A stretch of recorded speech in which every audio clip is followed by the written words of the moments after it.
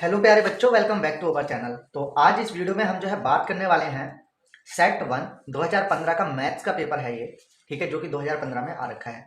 इसको आज हम सॉल्व करेंगे और आई होप कि मैं आपके सारे डाउट क्लियर कर दूंगा इस वीडियो में और क्वेश्चंस भी जो है आपको समझ में आ जाएंगे, क्योंकि ये जो है 2015 के बोर्ड एग्जाम में आ रखे हैं उत्तराखंड बोर्ड में, तो आप सभी के लिए बहुत इंपॉर्टेंट क्वेश्चन बन जाते हैं। और इसी के साथ साथ जरूरी नहीं है कि उत्तराखंड बोर्ड ही इसको देखे, उसके अलावा अगर कोई देखना चाहता है तो भाई वो भी देख सकता है, जैसे कोई यूपी बोर्ड से है, क्योंकि स्टेप्स हमारे सेम होंगे, भले ही क्वेश्चन जो है हमारे आगे पीछे हो जाते हैं। एमपी बोर्ड के हों वो भी इसको चेक कर सकते हैं, ठीक है। राजस्थान बोर्ड है वो भी चेक कर सकते हैं। अदरवाइज अगर आपको कोई डाउट होता है तो प्लीज आप कमेंट में जरूर बताना, कमेंट बॉक्स आपके इन्हीं डाउट के लिए यहाँ पे खुला हुआ है। तो चलिए अभी हम स्टार्ट करते हैं, ठीक है।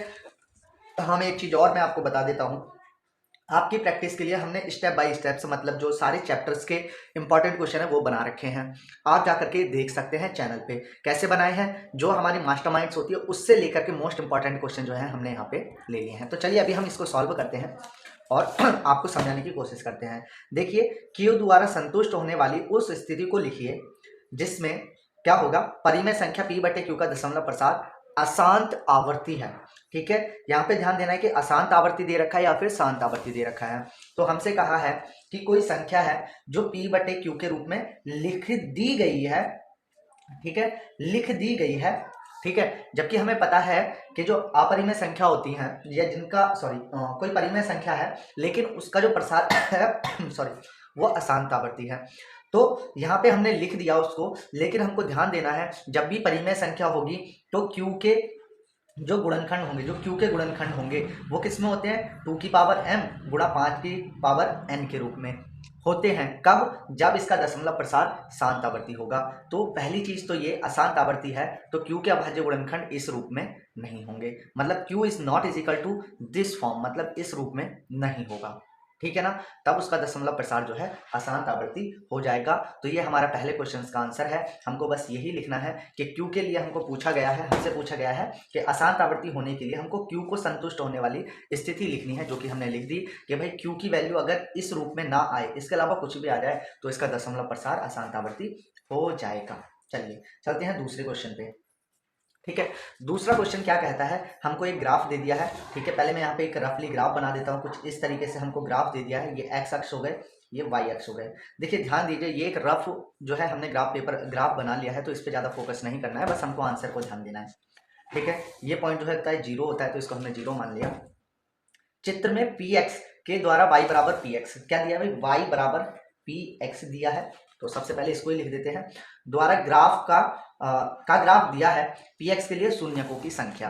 अब देखिए, जब भी हमें y बराबर पी एक्स दिया है, पी एक्स, तो p का मतलब हो गया पॉइंट लेने हैं, हमको ऐसे समझ सकते हो, x का मतलब x अक्ष पे, मतलब एक्स अक्ष पे कितने पॉइंट पे ये जो हमारे पास ग्राफ बना हुआ है, इस वाली ये कर्व मतलब वक्र ने कितनी जगह पे इसको काटा है। तो इसकी जो वैल्यू आ जाएगी, कितनी जगह पे काटा, एक दो, तो दो जगह पे काटा, तो इसका आंसर दो।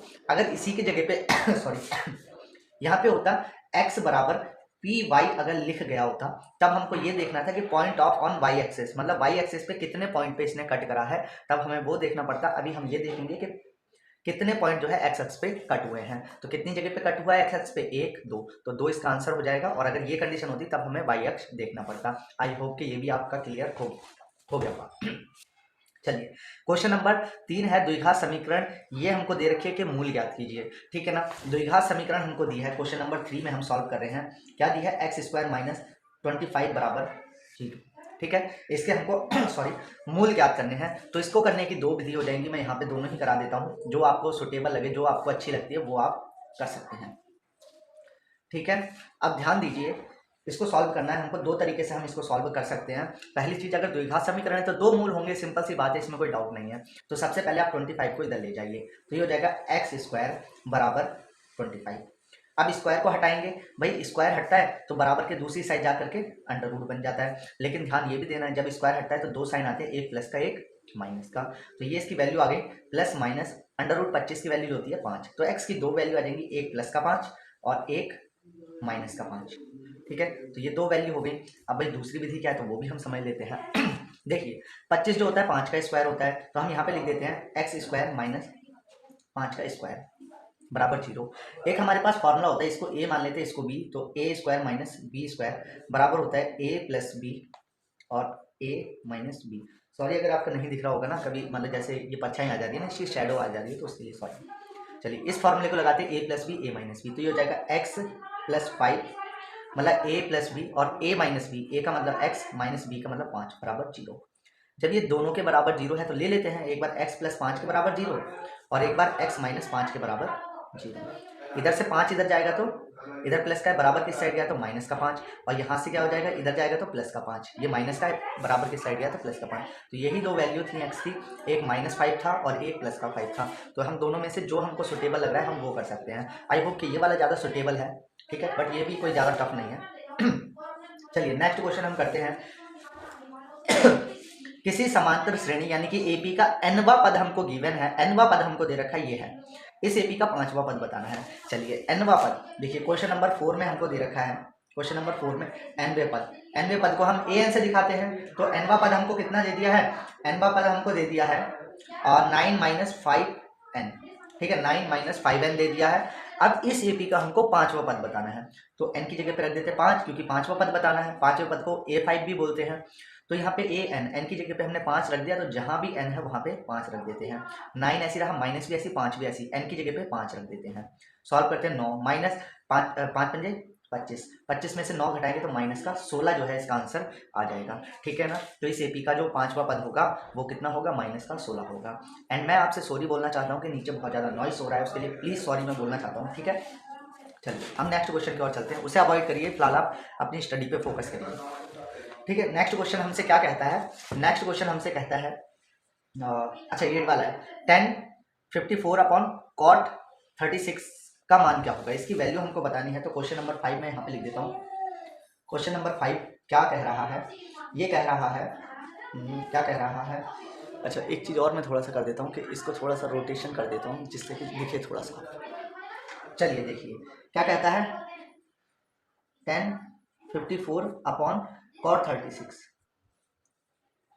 कह रहा है इसकी वैल्यू क्या होगी। तो ध्यान हमको ये रखना है कि इन दोनों का जो योग है वो 90 दिया है या नहीं।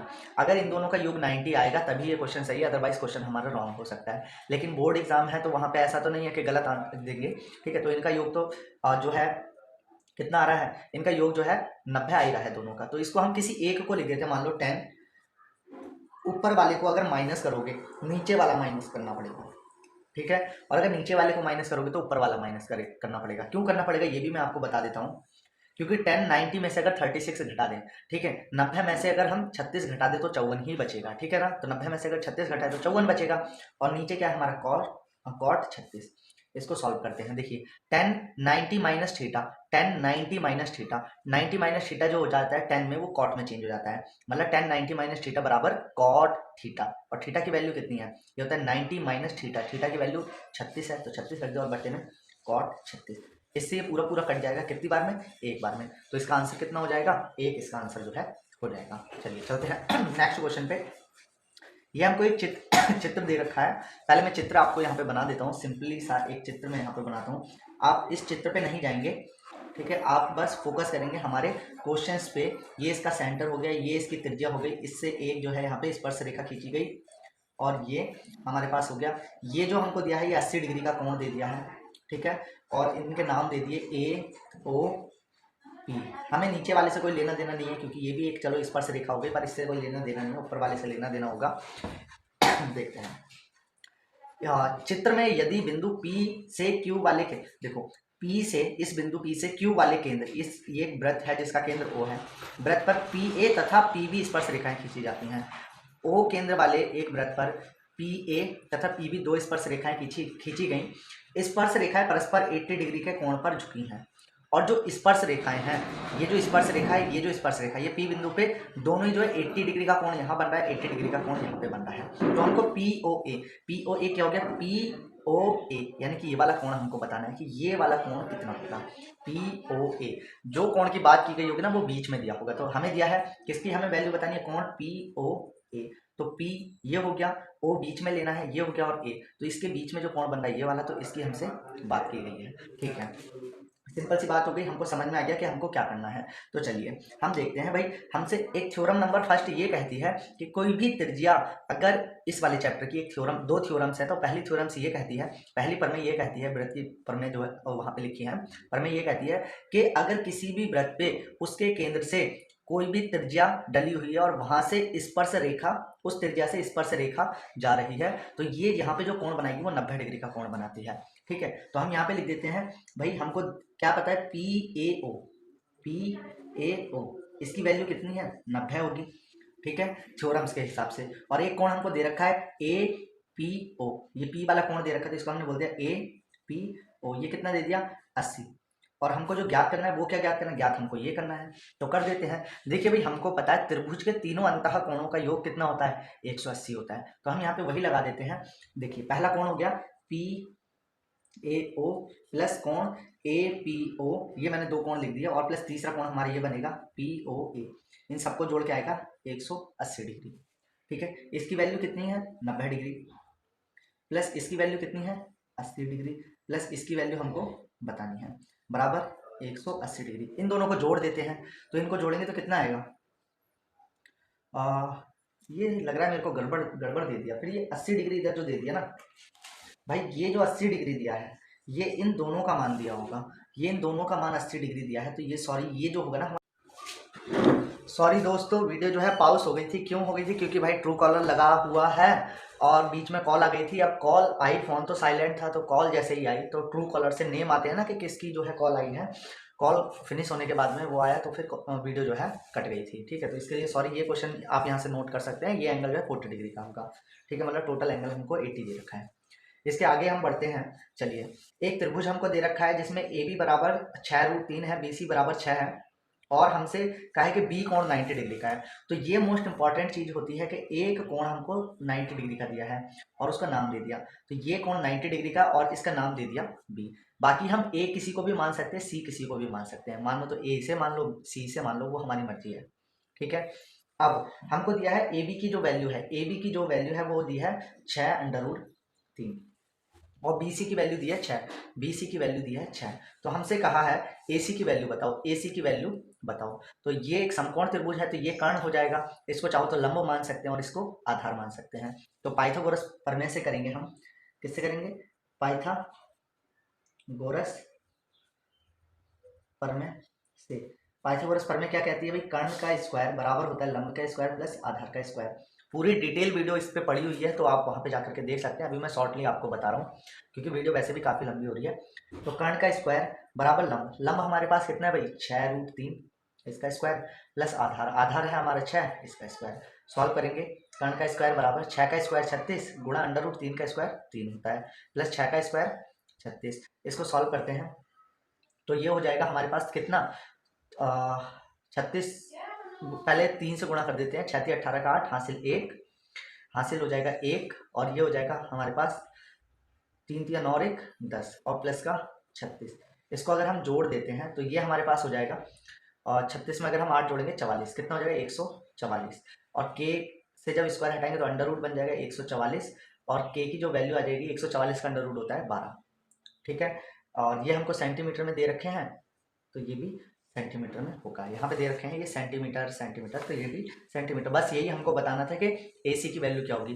कर्ण हमने किससे माना है, ए सी को, तो ए सी बोल दो या फिर इसी को हम कर्ण भी बोल सकते हैं। ठीक है, तो ए सी की वैल्यू जो हो गई वो 12 सेंटीमीटर जो है हो जाएगी। ठीक है, नेक्स्ट क्वेश्चन करते हैं। एक अर्ध, यदि एक अर्धगोले का व्यास 14 सेंटीमीटर है, तो अर्धगोले का परिमाप ज्ञात करना है। अच्छा, अर्धवृत्त, ये एक मोस्ट इंपॉर्टेंट बात है कि अर्धवृत्त। ठीक है, अब अर्धवृत्त के लिए थोड़ा सा हमको एफर्ट लगाना पड़ेगा। देखिए भाई, ऐसे करके हमारे पास होता है एक वृत्त, तो वृत्त का परिमाप जो होता है, वृत्त का परिमाप ये आपको पता होगा कितना होता है, 2πr। ठीक है, अगर अर्धवृत्त बन जाए, मतलब इतना ही लिया जाए, पूरा गोल ना हो, तो अर्धवृत्त का परिमाप कितना होता है, कितना होगा, अर्धवृत्त का परिमाप तो कितना हो जाएगा, 2, ये 2πr था, तो ये हो जाएगा πr। लेकिन अर्धवृत्त के परिमाप में ये भी जोड़ा जाता है, मतलब परिमाप का मतलब होता है कि सारी भुजाओं का योग। ठीक है, तो इसको वैसे परिमाप बोल देते हैं या परिधि बोल देते हैं। ठीक है, परिमाप का मतलब सारी साइडों का योग, तो ये भी जुड़ेंगे और ये भी जुड़ेगा। तो अर्धवृत्त के लिए पाई आर हो गया इसका परिमाप, लेकिन इसमें ये भी जुड़ेगा और इसको क्या बोलते हैं हम, व्यास बोल देते हैं। तो व्यास इसमें जुड़ जाएगा, तो ये वाला फॉर्मूला जो है लगेगा अर्धवृत्त के लिए। ठीक है, चलिए हमको दे रखा है भाई, व्यास को हमने दे दिया 14 सेंटीमीटर, तो त्रिज्या हम निकाल लेंगे। त्रिज्या क्या हो जाएगी, 14 में 2 से भाग दे देंगे, मतलब व्यास की आधी होती है तो 7 सेंटीमीटर आ जाएगा। अब अर्धवृत्त का परिमाप निकालना है तो फॉर्मूला सीधे लगा देते हैं, बराबर क्या होता है पाई, पाई की वैल्यू रख देते हैं 22/7 गुणा आर, आर की वैल्यू 7 प्लस में डी की वैल्यू 14। इस 7 से ये 7 कटा, बचा क्या हमारे पास 22 + 14, तो इनको जोड़ देते हैं तो ये आ जाएगा 36 सेंटीमीटर। ठीक है, सेंटीमीटर में क्यों आया, क्योंकि ये सेंटीमीटर में दिया है, ये सेंटीमीटर में निकाला तो ये भी सेंटीमीटर में आएगा। ठीक है, क्लियर ना। अब चलिए एक और क्वेश्चन हम कर लेते हैं, आई होप कि ये भी आपको जो है समझ में आ गया होगा, आ गया ना। चलिए अब ये वाला करना है, इसमें एक्स और वाई की वैल्यू बतानी है। देखिए ये हमारा क्वेश्चन नंबर था 8। क्वेश्चन नंबर 9 हम करते हैं। देखिए क्वेश्चन नंबर 9 में बारंबारता का जो योग होता है, मतलब एफ, सिग्मा एफ भी बोल सकते हैं इसको, सिग्मा एफ आई बोलते होंगे शायद आप। ठीक है, तो इनका योग करेंगे तो कितना आ जाएगा 5 + x + 20 + 15, इसको जोड़ो तो कितना हो जाएगा ये 40 + x, 20, 30, 35 और 5 40 और प्लस x। ठीक है, अब इसको बोलते हैं संचयी बारंबारता, यानी कि सी एफ बोलते हैं। ठीक है, और सी एफ का जो योग होता है वो बराबर होता है सिग्मा एफ आई के। ठीक है, ये आपको याद रखना है कि इन सबको जो जोड़ के आएगा वो इसके लास्ट बारंबारता के बराबर आएगा। ठीक, मतलब इन सबको जोड़ने के बाद में जो भी हमारा आंसर बनेगा वो इसकी अंतिम बारंबारता जो है वो आएगी। ठीक है, अच्छा हम ये बोल सकते हैं लास्ट, यहाँ पे हम लास्ट बोल सकते हैं। ठीक है, इसको हम बोल सकते हैं अंतिम सी एफ जो बराबर आएगा वो इसके बराबर आता है, किसके, इसके सिग्मा एफ आई के। तो लास्ट वाला क्या है 50, और इसको जोड़ के कितना है 40 + x। ठीक है, चलो भाई इतना तो हमारी समझ में आ गया। ठीक है, अब यहाँ से x की वैल्यू निकाल देंगे, तो x की वैल्यू कितनी आ जाएगी, ये यहाँ पे जाएगा तो ये हो जाएगा 50 - 40, x की वैल्यू आ गई 10। ठीक है, x की वैल्यू आ गई 10। अब हमें y की वैल्यू भी बतानी है, तो y की वैल्यू हम कैसे करके बताएंगे। देखिए y की वैल्यू बताने के लिए हम ये करेंगे, हमको पता है पहली वाली बारंबारता ऐसी रहती है, इसको और इसको जोड़ के, सॉरी इसको और इसको जोड़ के ये आता है, और इसको और इसको, या इसको और इसको जोड़ के ये आता है, इसको और इसको, आपको दिख भी रहा है, सॉरी देखिए पहली बारंबारता ऐसी रहती है, इसको और इसको जोड़ के ये आता है, और इसको और इसको जोड़ के ये आता है। ठीक है, तो y किसके बराबर है, इसको और इसको जोड़ के, मतलब y की जो वैल्यू आई वो कितनी आएगी, ये भाई 15 और 20 को जोड़ के, मतलब इन सबको तीनों को जोड़ दो या इसको और इसको जोड़ दो, तो क्या आएगी 15 + 20, तो y की वैल्यू आ जाएगी 35। तो ये जो है इसकी y की वैल्यू आ गई, और x की वैल्यू हमको बताना, देखिए कितना इजीली हमने कर दिया। अब लास्ट क्वेश्चन हम इस क्वेश्चन पेपर का कर रहे हैं, क्योंकि फिलहाल हमने 1 मार्क्स के कराए हैं। ठीक है, तो इसलिए हम यहीं पे फिनिश करेंगे। देखिए एक थैले में 5 काली गेंदे हैं, भाई 5 तो जो है ब्लैक गेंदे हो गई, काली गेंदे हो गई, 7 लाल गेंदे हो गई, 7 क्या हो गई, लाल गेंदे हो गई। ठीक है, और 3 सफ़ेद गेंदे हो गई, 3 सफ़ेद गेंदे हो गई। ठीक है, इतना हमारी समझ में आ रहा है। इस थैले में से यदि एक गेंद यादृच्छा का मतलब ये होता है कि बिना देखे एक गेंद निकाल ली जाती है, इसकी क्या प्रायिकता होगी कि काली गेंद नहीं है। देखिए ये चीज इंपॉर्टेंट है कि काली गेंद नहीं है कहा गया है। तो सबसे पहले यहाँ पे कुल गेंदें कितनी हो जाएंगी, कुल गेंदें 5 + 7 + 3 बराबर कितना हो जाएगा 15 गेंदें हो जाएंगी। ठीक है, और कुल गेंदें बराबर जो होता है कुल परिणाम हो जाता है, क्या हो जाता है कुल परिणाम। कुल परिणाम कितने हैं इसमें 15।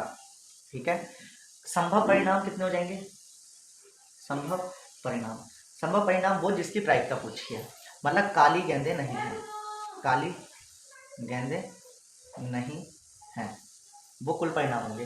काली गेंदें कितनी नहीं है भाई 5 काली हैं, तो काली कितनी नहीं है 7 + 3 बराबर 10 गेंदें ऐसी हैं जो काली नहीं है। अब प्रायिकता हमको बतानी है, प्रायिकता का फॉर्मूला लगाइए, क्या होता है संभव परिणाम, ये संभव घटनाएं भी आप बोल सकते हैं, संभव परिणाम बटे कुल परिणाम, ये होता है। संभव परिणाम कितने हैं 10, कुल परिणाम कितने हैं भाई कुल गेंदें हैं 15, इसको इससे काट दीजिए, 5 दूनी 10, 5 दिया 15। तो ये हमारा जो है इस तरीके से यहाँ पे फिनिश हो जाता है। तो आई होप कि आपको वीडियो पसंद आई होगी। कहीं पे मिस्टेक हुई हो तो इसके लिए सॉरी, और ऐसे ही इंटरेस्टिंग वीडियो के लिए जरूर आप चैनल को सब्सक्राइब कीजिए। आज तो थोड़ा जल्दी बता दिया और कहीं पे मिस्टेक भी हो गई होगी, लेकिन आने वाले टाइम में हम बड़े ही स्पेशल तरीके से आपको जो है यहाँ पे पढ़ाने वाले हैं। ठीक है, तो चलिए वीडियो को लाइक जरूर करना। Thank you and thanks for watching this video.